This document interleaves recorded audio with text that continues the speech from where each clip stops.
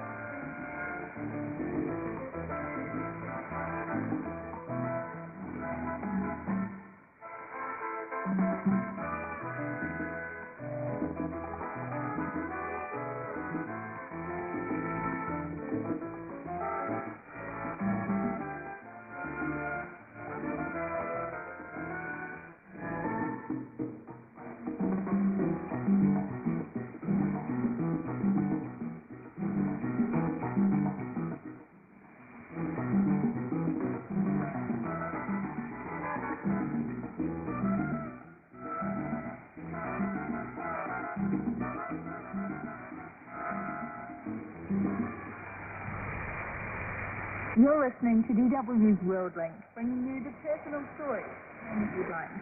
I'm Shirley. And I'm Natalie Muller. Still to come.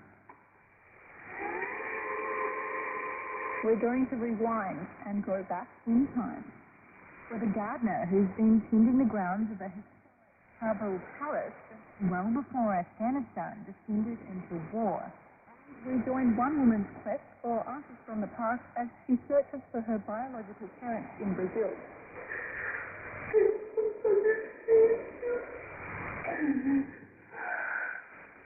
I wish that Tita was my mother, and I feel so sorry for her because she tried so bad, and I was prepared for that, and it would have been nice, actually. That's what makes me sad now. Plus, trapped in time, the 32-year-old woman who woke up one morning as a 15-year-old schoolgirl. It's inside of the bag. I was terrified, really. I mean, what's going on? Where am I? And it wasn't until when I faced the mirror did I see their face that I dazed, and then I knew I wasn't dreaming. All that coming up on this edition of WorldLink. After 14 years, Afghanistan is going through a transition. Things have deteriorated there. International combat troops withdrew at the end of last year, leaving Afghan forces to fight an escalating barrage of insurgent attacks on their own. The Taliban is seeking to expand its influence, and there are fears other extremist groups like Islamic State may be moving in. The foreign soldiers, billions of dollars in foreign aid also left the country, but prospects weren't always so bleak. Some in Afghanistan still remember a very different time, when food was plentiful, people were happy, and everyone was safe. Mohammed Kabir has been a gardener at the Darul Alam Palace on the outskirts of Kabul since he was a teenager, and like the grand historic building, he's witnessed a great deal over the decades. Natalie Carney has the story. What a smile. I say to myself as a 3-year-old man approaches me in the grounds of Darul Alam Palace. I smiled back apologetically, thinking he was going to send me off for trespassing. Instead, he introduces himself. Muhammad Kabir, Muhammad Kabir, he says, as he extends his hand. In Afghanistan's rigidly conservative society, he could never touch another woman. There are many here who have had enough of conformist traditions. He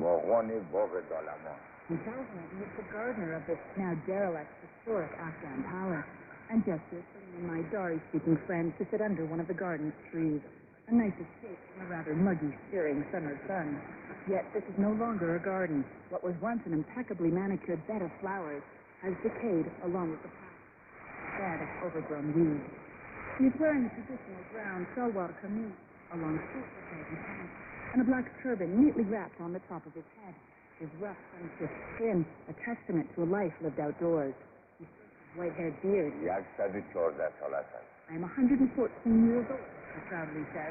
While that might sound, birth certificates are relatively new in Afghanistan, so many older people only have a rough idea of their age. I was right here when I was born. Then the king ordered all the villagers to the other side of this area so he could build this castle. Dorulaman Palace is a recognizable site in Kabul, built in the early 1920s as part of a modernization project by then King Amanullah Khan. It was intended to become a future parliament, but that dream was never realized. Instead, the imposing structure sits decaying on Rusty Hill in the western part of the capital, damaged by fires and fighting, another casualty of the country's past. However, none of that seems to bother Mohammed. He still holds on tight to the good memories of his days as a Arab. I was 14 years old when I came to this palace. And at that time, I took care of the king's children, his daughter and son. It was a very peaceful, very calm time. Amanullah Khan ruled Afghanistan between 1919 and 1929, leading the country to independence from the United Kingdom. King Amanullah's period was the best time of my life. People were living prosperous. Salaries were not in hundreds of thousands at that time they paid in pennies. But with those pennies, anything you wanted. You could buy meat, you could buy flour, you could buy fruit. Mohammed lived on little more than 80 years a month. He waved his hands enthusiastically as he talked, and there's an infectious excitement in his voice as he reminisces about the past. At that time, you could take the hand of any girl. You just asked their parents, and then you could marry anybody. But now, if you are not rich, then you cannot marry. The father of modern Afghanistan, King Amanullah implemented dramatic political and social changes in line with Western ideals. But not everyone welcomed these attempts to modernize the country. In 1929, a popular uprising against the king forced him to abdicate and flee. I had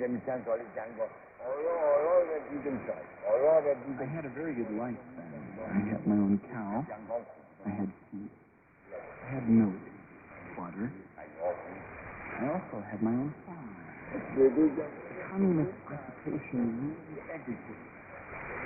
Now I can barely make my own food. Mohammed looks down and starts playing with some pebbles at his feet. Like a train long gone, Mohammed's energy also begins to fade. In 1973, the monarchy ended and Afghanistan became a republic. 6 years after that, Abdullah Amin became president and lived on the grounds of the palace. 4 months later, the Soviets came. On December 27, 1979, Soviet Special Forces seized Darul-Aman Palace and stormed nearby Shortwave Palace, the residence of President Amin and his family. The story starts there were 3 flies around the palace. I was with 19 other people. At midnight, I heard some sound. So I woke up the other guys and we came inside. Amin and his family were living in that building up there. In the palace. Mohammed's delicate, fruit-covered fingers point to a grandiose palace on top of another dusty hill about a mile away. I saw a Russian take him. He was with his wife and there was a child in his arms. They got into this Russian jeep and disappeared into the night. People say Amin was killed in the attack on his place by Russian forces. But I saw with my own eyes that he left this area alive. With Mohammed's story from the gardens of that King's palace, my mind escapes to a vastly different time. Today's Afghanistan is in trouble. Future insurgent attacks, widespread poverty, and endemic corruption have many concerns it might only get worse. The departure of billions of dollars in aid, along with the security forces, can be vulnerable. We trust in God. He decides to kill us and keep us alive. It's our own duty. The Afghan soldiers should protect us. The foreigners can't protect us forever. We had soldiers during the communist regime, during the former king, even before that. They can protect the country. Many blame foreign hands for starting Afghanistan's downward spiral decades ago. I asked Mohammed if he thinks he will ever see the Afghanistan of his childhood again. You can't compare the city's development today with these new roads and hospitals. You can only compare it with the people. If your belly is full of food, you have a good life. Otherwise, it's very hard now. Humans usually have hope. devils that don't have hope and future. I cannot tell you that I can see that one. But maybe my children. Our daughter Rahman translates to the place of peace. It has seen anything but. It will promise it'll remain the place of memory, a reminder of a time Afghanistan's true beauty grew, just like the weeds around the palace. Natalie Carney reporting there from Kabul. And now to another very different time and place. Brazil in the 1980s. It was an era that saw many babies from developing countries adopted by people who communicated by well-meaning childless couples from North America and Europe. Some of these adoptions took place illegally, with the wishes of the biological mother completely aside. Those babies are now out. Many of them have started digging up the past and looking for their original families. Taking cells, a German woman who traveled to Brazil to find out how her life began and what became of her biological parents. My name is Lisa Stefan. I'm a freelance photographer, and I'm 23 years old. I was born in Brazil, but I was raised in Hamburg. Luisa Schlepper is one of the many Brazilian babies that were illegally adopted in 1980. I have a brother. My sister is my sibling, but of course he's not. And I have in total 3 brothers and 1 sister. Her adoptive parents visited Brazil in 1981. Actually, they came here on holiday, and they went with 2 babies, which on the birth certificate were born in their holiday, but that was all false. During the Brazilian military dictatorship, there was hardly any assistance for pregnant women who didn't have to support or the father of their unborn child. Many women were not in a position to raise their children by themselves.